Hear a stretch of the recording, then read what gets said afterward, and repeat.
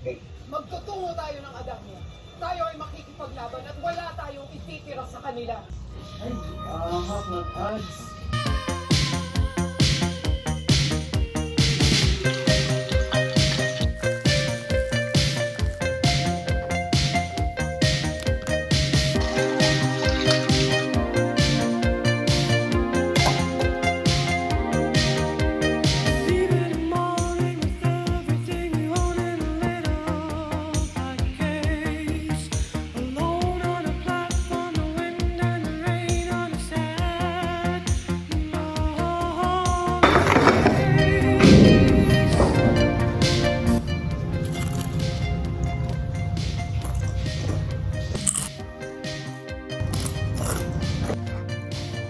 Alam mo yung feeling na parang ang bigat ng lahat? Yung tipong gusto mo na lang humiga, tumingin sa kisame, sa ulap, o sa dagat? Oo, ganun ako ngayon. Pero alam mo kung ano minsan yung nakapagpapagaan na pakiramdam ko? Ito, Crunchy Fried Banana Chips!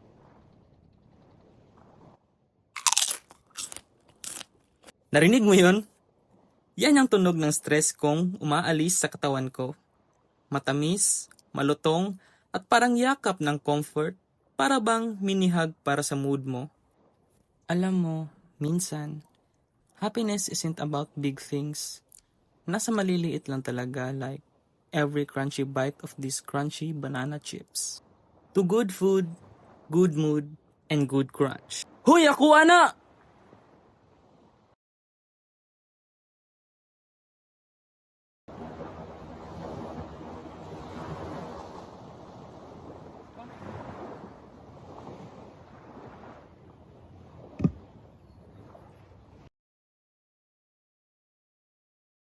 Halong chemical, walang halong preservatives, so nakakatulong sa ating health. And what makes our product different from other product? Of course, hindi sa simple lang yung aming product or yung banana chips, hindi sa affordable lang, but of course, there's also a uniqueness, no? Uniqueness from other products, no? It made from 100% local bananas. Supports farmers, of course. We support farmers. From choosing this kind of product, from creating this kind of product, we support our farmers na hindi masayang yung kanilang mga pagod, 'di ba? Kasi kapag walang banana chips, yung mga banana natin hindi na yung kayang i-export pa sa kung saan bansa sa dinami-dami pa naman. So, if we create this, makakatulong tayo kasi pwede naman natin yung code kukunin na hindi lang kung saan-saan, matambak kung saan-saan. And for that, nakakatulong na tayo sa ating mga farmers. Nakakatulong na tayo sa ating agricultural products para ma-consume talaga natin yung ating mga agricultural na produkto. Kagaya na lamang ng bananas, no? By creating or by transforming it into banana chips.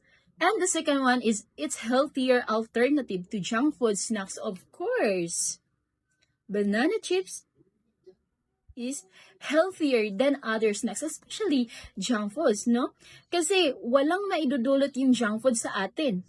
Puro lang, mga hindi magandang maidudulot, pansala sa ating health, no? And this kind of product, which is the banana chips, wala siyang halong chemical. Masarap pa, maganda pa sa ating kalusugan. And another, it's crunchy, flavorful, and affordable. This is the very, very basic also na different from other and unique siya sa other na mga product. It's because it's very affordable. Kahit sino pwedeng makakabili nito, no? And makakakain nito na masarapan na, hindi pa masakit sa bulsa. And another, it's eco-friendly packaging or paper pouches instead of plastic. Kasi mostly ginagamitan natin ito ng packaging na kung saan eco-friendly siya. No, hindi tayo gumagamit ng plastic dito. Gumagamit tayo ng mga eco-friendly packaging, and that's what makes the uniqueness of our product from other product or from other food product. Kasi, di ba, kapag bibili ka ng mga kung ano-ano dyan, may plastics. Nakakasira yun sa environment. Unlike dito sa ating banana chips, wala tayong makikitang plastics kasi pwede lang natin siyang ilagay sa paper pouches na hindi nakakasira sa ating environment. And the next is the student made and proudly local. Supportahan natin ang ating local by creating this product. Nakakatulong tayo. No, ano ba yung mga products natin locally? Mostly makikita natin the first one is, aside sa coconut, is ito talagang banana. And for that, we're choosing this product the banana chips. We already support our local. Now, let's proceed to the basic costing and pricing. Here, makikita natin dito kung magkano ba yung cost ng product na ito. Or magkano ba yung cost ng banana chips? Bananas. So, banana chips, magkano ba ang banana chips? So, cost per pack, 10 piso lamang. No? 2 pieces per batch. Cooking oil, ito yung mga item. Ito yung mga, kumbaga, andun sa lahat ng kasali, sa lahat na kapag gumagawa tayo or nagbibinta tayo ng banana chips. Of course, the items is the banana, cooking oil, sugar of flavoring, package, and of course, the packaging and how we put something to this product para hindi siya, para maganda siya, no? And also the total cost and the selling price. Now, sa cost per pack, the bananas is 10 pesos. Cooking oil is only 5. Sugar and flavoring of 3. Packaging only 2 pesos. Total cost only 20 pesos. And selling price is 30 pesos.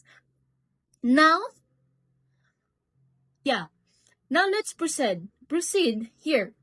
If 50 packs are sold daily, we have 500 profit per day using only basic kitchen tools, no? So, wala tayong malaking cost dito. Wala tayong magalaking gastos, no? Hindi natin kinakailangan ng malaking kapital dito, no? Kaya we choose this kind of product. Kasi, in terms sa banana, pwede namin gawin na magtanim, no? Hindi na kailangang bibili. At saka, of course, as a local of agricultural, kasi dito naman talaga sa Philippines, no, full of agricultural products, marami rin tayong makikitang banana. No? And of course, if bibili naman tayo, hindi naman ganun kalaki yung kalaki ng price ng mga banana, na? And pwede din tayo dun sa merong mga banana plantation, marami dong mga bananas na kung saan hindi na nila or iniiwan na lang nila dun sa plantasyon. And pwede natin yung hingin. Or not hingin, pwede bibilhin, but hindi siya ganun kalaki. So, hindi talaga malaki yung kapital dito. Kaya we choose this kind of product. So, now, crave the crunch.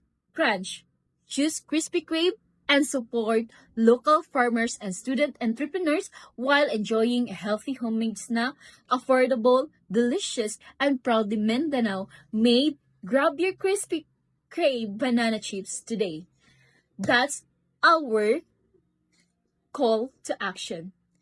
If gusto mo na hindi malakihan ng gastos, hindi masakit sa bulsa, bili na kayo ng Crave the Crunch. Choose Crispy Crave. So, ayun lamang po, and I hope naintindihan yung aking thoughts or dig deeper discussions about sa aming product. And, ulitin ko po, support our local. By choosing this product, we already supported our local. We already supported our agricultural products. And of course, nakakatulong pa tayo sa mga co-students and of course sa teachers. Kasi, puro natural, walang halong chemical. Thank you and good day, everyone.